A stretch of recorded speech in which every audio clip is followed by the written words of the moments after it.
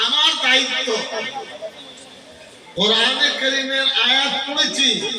আল্লাহ বলেন যালিকাল কিতাবু লা রাইবা ফি। এই যে হাফেজ সাহেব এরা ধন্য, এর বাপ মা ধন্য। কেন? এমন কিতাব ইয়াদ করেছে যার নাম কোরআনে কারীম। আল্লাহ বলেন আমার কোরআনে কারীমে কোনো সন্দেহ নেই। দুনিয়ায় এমন কোন বই পাবেন, ওল্ড টেস্টামেন্ট, নিউ টেস্টামেন্ট, তাওরাত, জাবুর, ইনজিল আরো ধর্মগ্রন্থ আছে, এইভাবে কঠোর সংকেত কোন ধর্ম নেই। কেউ যদি মনে করে আমি মাথা ঠুকবো, ঠুকতে পারবো, তোমার মাথা ভাঙবে, কোরআনে কারীম ভাঙবে। আল্লাহ দায়িত্ব দিয়েছেন। কেউ আলহামদুলিল্লাহ রাব্বিল আলামিনের পরে আর রহমানির রহিম যদি ভুলে যায়, এই হাফেজ সাহেব বলবে হুজুর ইমাম সাহেব কি পড়লেন কি? বলবে না? বলবে না? এর অন্তরে গত দুদিন আগে কি খেয়েছে জিজ্ঞাসা করুন। 3 বেলা সকালে কি খেয়েছে, দুপুরে কি খেয়েছে, রাত্রে কি, আমতা আমতা করবে, ভুলে যাবে। একদম সঠিক। কিন্তু এই ছেলে কোরআনে কারীম ইয়াদ করেছে। ভালো করে শুনবেন। আল্লাহ রাব্বুল আলামিন আলিফ লাম মিম থেকে কুল আউযু বিরাব্বিন নাসের শেষ আয়াত পর্যন্ত হযরত জিবরাইলকে কোরআনে কারীম তেলাওয়াত করা আল্লাহ শিখিয়েছেন।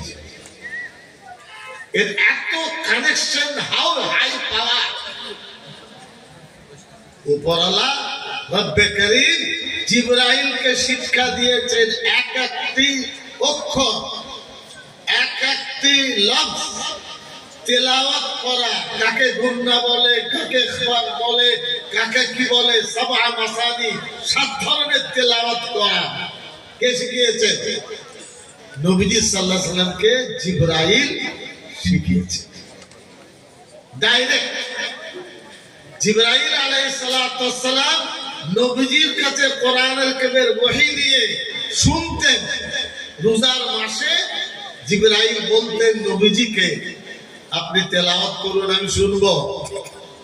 শোনালেন, জিবরাইল আমিন পড়তেন, নবীজিকে বলতেন সাল্লাল্লাহু আলাইহি সাল্লামকে আমার কোরআনে কারীম শুনুন। নবীজির দিল কোরআনে কারীমে ভরপুর। অসংখ্য সাহাবায়ে কেরাম কোরআনে কারীমের হাফিজ ছিলেন।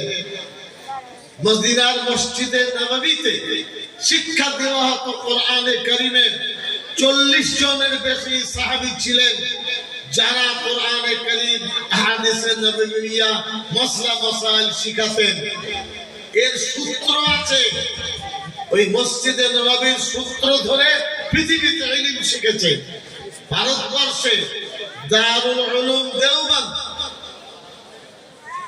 66 সালে, 57 সালে বিদ্রোহ হয়েছে, তার 10 বছর পরে 67-68 সালে বুজুর্গরা মাদ্রাসা করেছিলেন। কেন?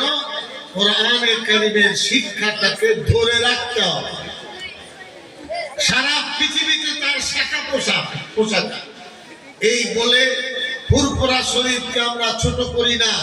তারাও যে তেলাওয়াত করেন, ওই ফুরফুরায় মওলানা আব্দুল রহিম সাহেব বুঝুন কতবার গেছেন তার ঠিক নেই।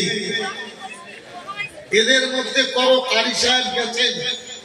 এই সেদিন বসিরহাটে দেখলাম।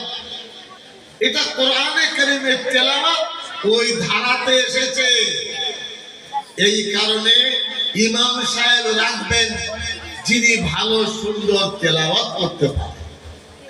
নবীজি সাল্লাল্লাহু আলাইহি সাল্লাম শিক্ষা জিবরাইলের কাছে নিয়ে সাহাবাদের শিখিয়েছেন। সুললিত কণ্ঠে তেলাওয়াত নবীজি সাল্লাল্লাহু আলাইহি সাল্লাম খুব ভালোবাসতেন। সুললিত কণ্ঠে আওয়াজ, আযান ভালোবাসতেন। কোরআনে কারীমকে ভালোবাসো। কোন বাড়িতে আছে সকালবেলায় কোরআনে কারীমের তেলাওয়াত করে? আলেমের বাড়িতে তেলাওয়াত হয় না? হয় কিছু, আমি জানি।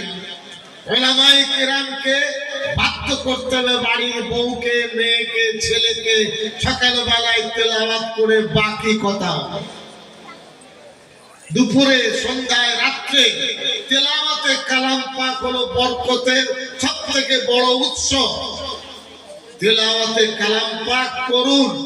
দোকান খুলেছেন, সূরা ইয়াসিন পড়ুন, সূরা রহমান পড়ুন, সূরা ফাতিহা পড়তে জানেন সেটাই পড়ে দোকান করুন।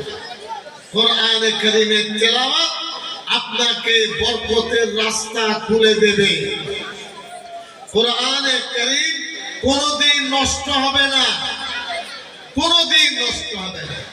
আমরা সৌভাগ্যবান, এই হাফিজ সাহেবেরা সৌভাগ্যবান, ওর আব্বারা, যে আল্লাহ রাব্বুল আলামিন কোরআনে কারীম শুনবার, শিখবার, তেলাওয়াত করার কারি সাহেবদের সৌভাগ্য আল্লাহ দান করেছেন। বলুন আল্লাহুম্মা লাকাল হামদু ওয়াশ শুকর। আমরা না করলেও আল্লাহর কোরআন থাকবে। কোরআনে কারীম একটি মুজিজা, চলন্ত জ্বলন্ত নিদর্শন। এই নিদর্শন সারা পৃথিবীকে জয় করেছে। এর মধ্যে কোন ধরনের বানানো বক্তব্য রাখার জায়গা নেই। এই কোরআনে কারীম ভারতবর্ষে কম হলো ধরে না 30 থেকে 35 কোটি মুসলমান।